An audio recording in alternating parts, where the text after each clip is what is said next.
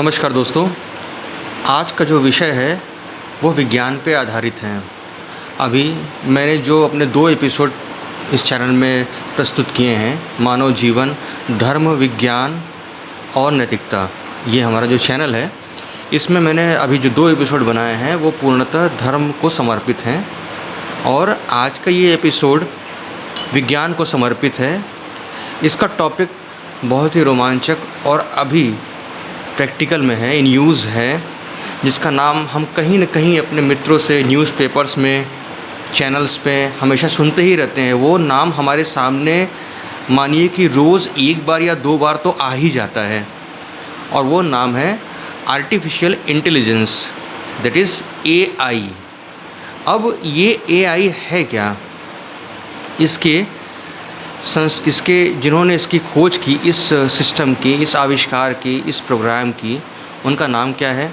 तो सबसे पहले मैं आपको बता दूं कि जॉन मैकार्थी ने 1956 में इस प्रोग्राम की खोज की, जिसे आज की डेट में हम AI, आर्टिफिशियल इंटेलिजेंस के नाम से जानते हैं।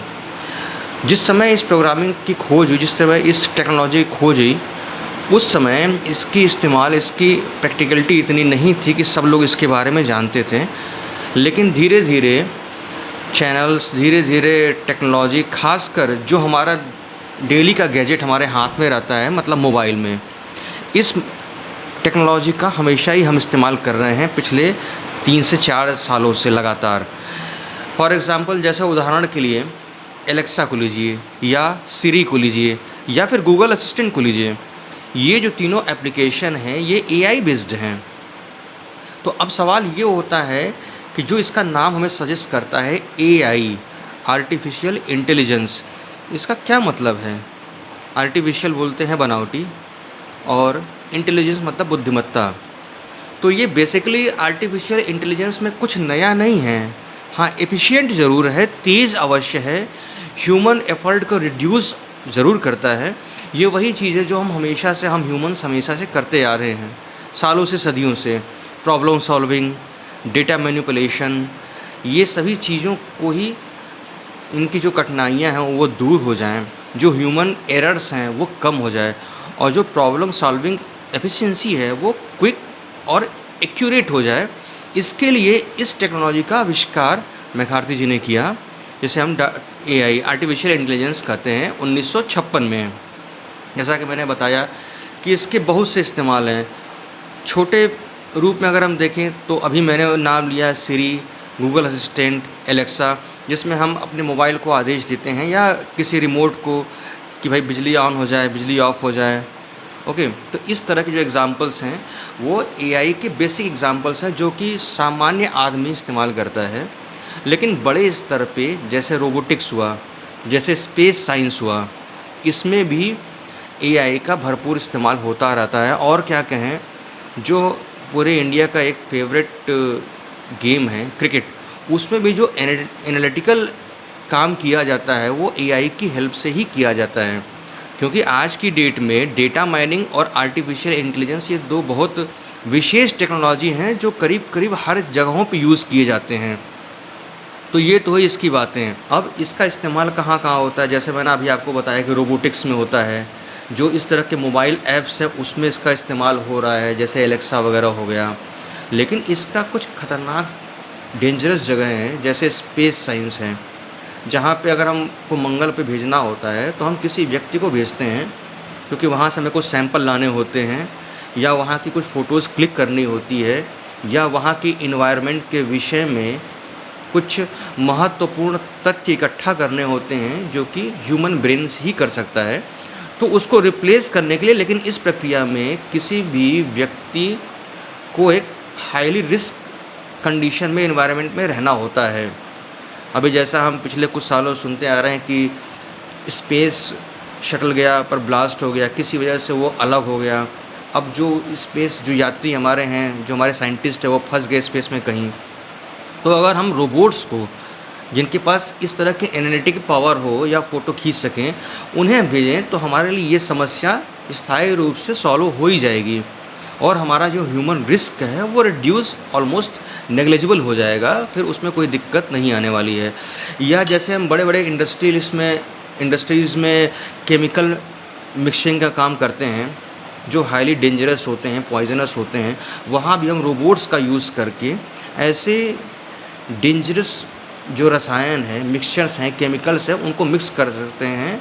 और चूँकि वहाँ कोई ह्यूमन लाइफ है नहीं, तो खतरा भी नहीं होगा। इस तरह की चीज़ें आर्टिफ़िशियल इंटेलिजेंस के द्वारा संभव हो सकती है।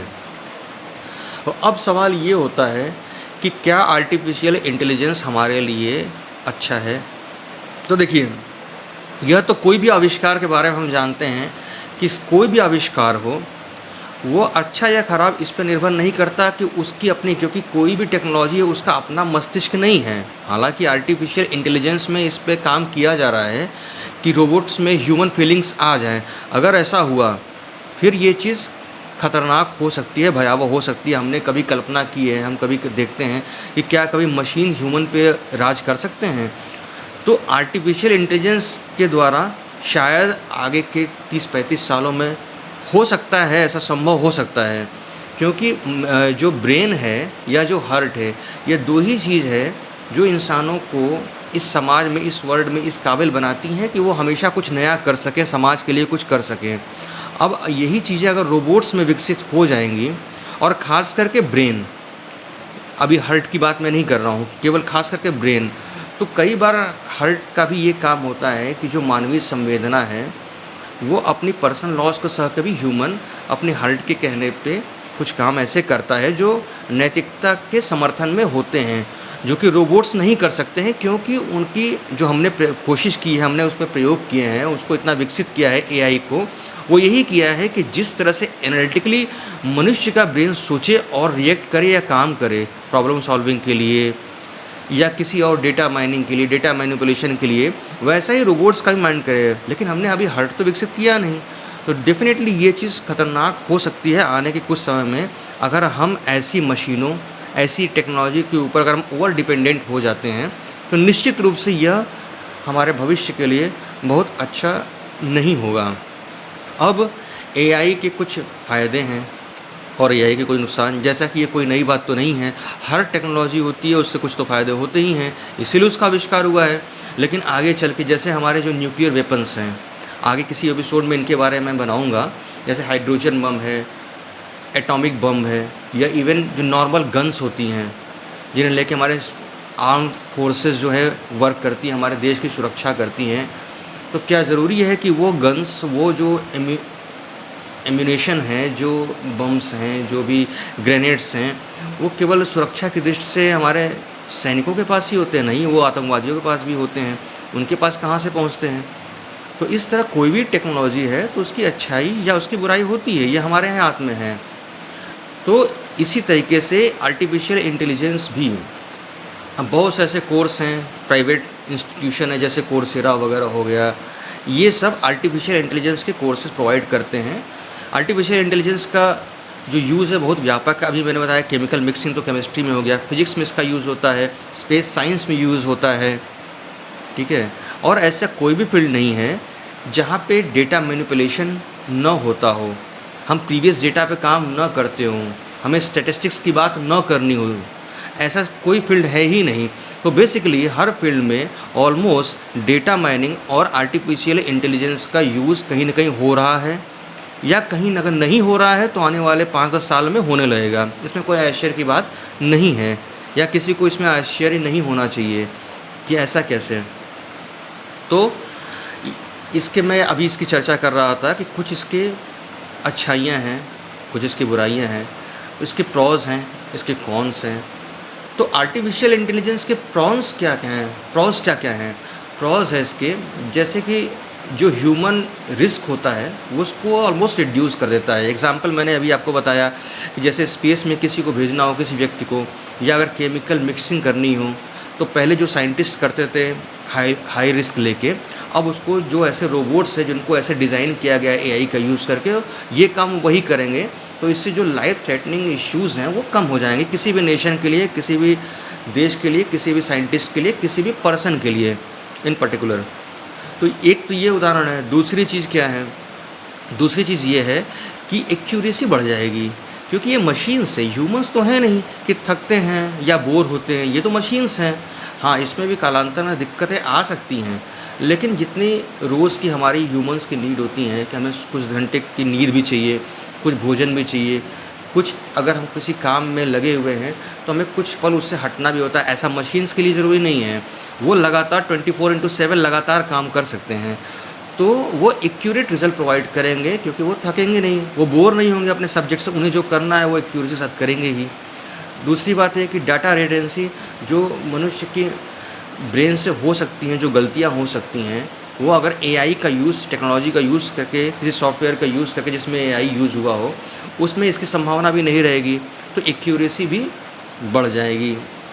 ऐसी तमाम ऐसे फंक्शंस हैं जो एआई के प्रॉज़ हैं, मतलब उनकी विशेषता हैं जिस वजह से आज वो मार्केट में है, हर जगह है, मोबाइल में है, न्यूज़ चैनल में है, लोगों के बीच में है। तो इसलिए एआई की यूज़ेस तो बहुत से हैं। ऐसी चीज़ जहाँ पे जिस एनालिटिक्स को जैसे क्रिकेट के एनालिटिक्स हैं, उनको कई-कई दिन लोग विचार करके 2 दिन 3 दिन बाद करते हैं। अब सेकंडों में उनकी गणना हो जाती है, एक असम्पशन हो जाता है जो कि भई ये क्रिकेटर है, जिस तरह से ये खेल रहा है, तो जो हम मैच विनिंग संभावनाएँ देखते हैं, वो एआई के यूज़ से होते हैं कि भाई ऐसी परिस्थितियाँ रही हैं पिछले 1000 मैचों में अगर आंकड़े निकाले जाएँ तो। अब ऐसी ही परिस्थितियों से 10% केसेस में कोई टीम जीती है, 90% से हारी है कि इतने विकेट गिरे हैं, इतने रन चाहिए, इतनी बॉल्स हैं। तो जो ये एनालिटिक्स हैं, ये एआई की सहायता से हम एक्यूरेटली डिटरमाइन कर सकते हैं, इसमें कोई संदेह की बात नहीं है। अभी जो इसके कॉन्स भी हैं, जैसा मैंने बताया कि कोई भी टेक्नोलॉजी है तो ऐसा तो हो नहीं सकता, कोई भी ह्यूमन हो या टेक्नोलॉजी हो कि उसकी सारी अच्छाइयाँ ही हों, उसकी बुराइयाँ भी हैं। एक तो एआई के इस्तेमाल से जो जॉब्स हैं वो कम हो जाएँगे। ऑब्वियस सी बात है कि जिस काम को करने में 10 ह्यूमन ब्रेन्स लगते हैं टाइम टू टाइम, अगर उसको एक रोबोट है जिसको डिज़ाइन किया गया है वो काम कर सकता है, जो 10 ह्यूमन ब्रेन्स कर सकते हैं 10 घंटे में, वो एक रोबोट जो है जिसको उसी काम के लिए डिज़ाइन किया गया है जो 5 घंटे में करेगा। तो 10 लोगों की मैन पावर की कोई आवश्यकता नहीं है कंपनी को, तो वो उसे उन लोगों को हटा दिया जाएगा। तो इस तरह से अनएम्प्लॉयमेंट का दौर शुरू हो जाएगा। दूसरी चीज़ क्या है कि हमारे ह्यूमन्स के ब्रेन में न्यूरॉन्स होते हैं, वो उतने ही एक्टिव होते हैं किसी भी मनुष्य के मस्तिष्क में जितना कि वो अपने मस्तिष्क का इस्तेमाल करता है, और ये न्यूरॉन्स पूरे मस्तिष्क में होते हैं। तो जब हम कोई प्रॉब्लम सॉल्व करते हैं या अगर हमारी फ्रिक्वेंसी बहुत ज़्यादा है, हम हमेशा इंटरेस्टेड रहते हैं, एंथुसियास्टिक रहते हैं कि कोई प्रॉब्लम मिले, इसको सॉल्व करना है, हम कुछ नया सीखें, तो हमारे न्यूरॉन्स भी एक्टिव रहते हैं। लेकिन आर्टिफिशियल इंटेलिजेंस की वजह से सारा काम तो हमारा मोबाइल, हमारे कैलकुलेटर ही कर दे रहे हैं। हमें कुछ सोचने, हमें कुछ सुनने की आदत तो रही नहीं है अब तो। तो उस केस में जो ह्यूमन ब्रेन की एफिशिएंसी है वो कम हो जाएगी, drastically it will reduce a lot. तो वो बहुत कम होती जाएगी और ये गिरती ही जाएगी क्योंकि हमारी डिपेंडेंसी मशीन पे बढ़ती जाएगी। तो हमें सोचने की ज़रूरत उतनी ही कम पड़ेगी, जितना हम कम सोचेंगे हमारे न्यूरॉन्स उतने ही कम एक्टिव होंगे, हमारा ब्रेन उतना ही डल होता जाएगा धीरे धीरे समय से। एक तो ये है। दूसरे, इसमें एनवायरनमेंट की भी कॉस्ट होती है। जो आर्टिफिशियल इंटेलिजेंस के जो सर्वर्स होते हैं वो इतने बड़े होते हैं कारण कि उसमें डेटा माइनिंग का भी काम होता है। ठीक है, data mining and artificial intelligence both are relative, both are very closed. तो वो दोनों एक दूसरे के बिना कार्य ऑलमोस्ट नहीं कर सकते हैं। तो उसके लिए बहुत से सर्वर की ज़रूरत पड़ती है, जिसके लिए बहुत सारा एरिया चाहिए होता है जिसमें उन सर्वर को रखा जाए। दूसरे, जब वो काम करेंगे तो उनमें हीटिंग प्रॉब्लम भी होगी, तो उसको सॉल्व करने के लिए वाटर सप्लाई भी होनी चाहिए। तो वाटर और लैंड दोनों की प्रॉब्लम बढ़ती है इस तरह की चीज़ों में। तो ऐसी बहुत सी चीज़ें हैं जिन पे हमें विचार करना चाहिए। हाँ, इसमें कोई डाउट नहीं है कि ये अगर आप व्यस्त हैं और आपको किसी 1 घंटे 2 घंटे के लिए, आपको 24 घंटे में अगर मोबाइल या किसी भी ऐसे सिस्टम ऑपरेटर्स की ज़रूरत होती है अपनी प्रॉब्लम सॉल्विंग के लिए या किसी और चीज़ के लिए या डेटा कलेक्शन के लिए, डेटा माइनिंग के लिए, डेटा एनालिसिस के लिए, है ना, तो उसके लिए ये इट्स ए गुड टूल। मतलब artificial intelligence is way better good tool. लेकिन अगर हम इसे हमेशा यूज़ करें, हर चीज़ को हम डिपेंडेंट हो जाए कि अगर हमें कुछ भी छोटा भी कैलकुलेशन करना है तो हमें कैलकुलेटर से करना है, हमें एआई का यूज़ करके इमेज जनरेट करनी है, या हमें ड्राइंग करनी है, हमें अपने फ़ोटो में ऐसे-ऐसे काम करना है, तो उसके लिए AI will be better for that. तो इस तरह से हमारा मस्तिष्क प्रॉब्लम सॉल्विंग के लिए एफिशिएंट कम होता जाएगा और एक दिन ऐसी कंडीशन आ जाएगी हम ओवर डिपेंडेंट हो जाएंगे मशीन के प्रति। मशीन थ्योरेटिकली राज करे या न करे, वो एक हाइपोथेटिकल चीज़ है कि मशीन राज कर रही है इंसानों पे, लेकिन ऑलमोस्ट हम अपने निजी जीवन में तो देख ही रहे हैं, इतना मोबाइल का यूज़ है कि आज नहीं तो कल हमारी खुद पे डिपेंडेंसी, हमारा खुद पे कॉन्फिडेंस तो कम हो ही रहा है। अगर 10 साल तक यही कंडीशन रही तो गॉड नोस क्या होने वाला है। आर्टिफिशियल इंटेलिजेंस बेसिकली 3 स्टेजेस में होते हैं, या आप कह सकते हैं 3 तरह के होते हैं।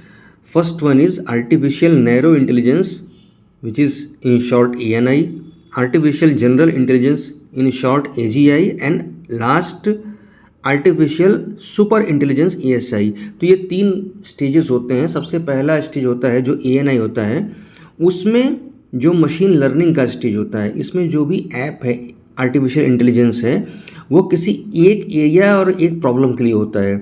स्टेज 2 में जब हम पहुंचते हैं AGI में, यानी मशीन इंटेलिजेंस, उसमें बेसिकली आर्टिफिशियल इंटेलिजेंस रेफर करता है कंप्यूटर को, जो कि उतना ही स्मार्ट होता है जितना एक ह्यूमन होता है। और स्टेज 3 जो लास्ट स्टेज है मशीन कॉन्सिक्वेंसेस का, उसमें यानी आर्टिफिशियल सुपर इंटेलिजेंस ASI, उसमें जो हमारा प्रोग्राम है आर्टिफिशियल इंटेलिजेंस का वो इतना इंटेलेक्चुअल हो जाता है जो कि सबसे अच्छे ह्यूमन ब्रेन को भी क्रॉस कर जाता है थिंकिंग में, प्रैक्टिकल थिंकिंग में और सभी फील्ड में। तो आर्टिफिशियल इंटेलिजेंस के 3 पार्ट हो गए। Artificial narrow intelligence ANI which is first stage, artificial general intelligence AGI which is second one, and last stage 3 which is artificial super intelligence ASI। तो इसलिए इस चैनल में आज इतना ही आर्टिफिशियल इंटेलिजेंस के ऊपर। आगे भी मैं कोशिश करूंगा कि ऐसे ही नए टॉपिक पे, वो चाहे धर्म से रिलेटेड हो, हमारे हिंदू धर्म से, मानवता से हो, नैतिकता से हो, या विज्ञान का कोई टॉपिक हो, मैं पूरी कोशिश करूंगा कि उसको पढ़ के उसके बारे में जानकारी हासिल करके आप लोग तक पहुंचाया जाए। अगर आपको ये एपिसोड या मेरा चैनल अच्छा लगता है तो कृपया इससे जुड़ें। धन्यवाद, नमस्कार, प्रणाम।